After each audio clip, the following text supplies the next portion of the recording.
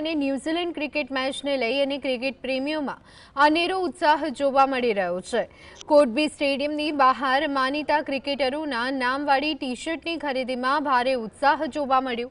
આ સાથે જ બીસીસીઆઈના લોગોવાળી કેપની પણ ભારે માંગ છે।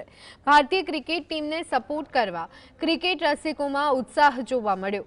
વિરાટ કોહલી, હાર્દિક પંડ્યા, અભિષેક શર્મા અને રોહિતના નામવાળી ટી-શર્ટને ભારે માંગ જોવા મળી। 12 વર્ષ પછી Vadodara night one day cricket match રમાશે।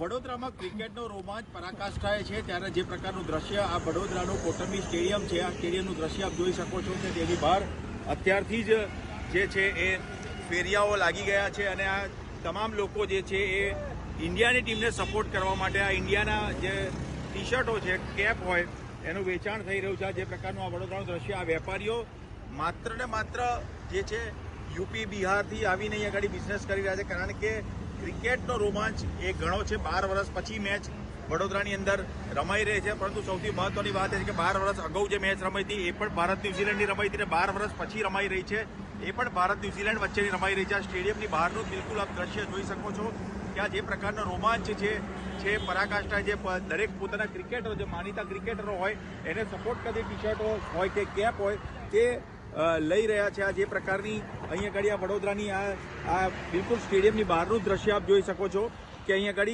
જે છે ટી શર્ટોનું વેચાણ થઈ રહ્યું છે, કેપનું વેચાણ થઈ રહ્યું છે। લોકોમાં પણ આને લઈને જે ચોક્કસ કહી શકાય કે ભારે ઉત્સાહ જોવા મળી રહ્યો છે। રૂપેશ ચોકસી, GST।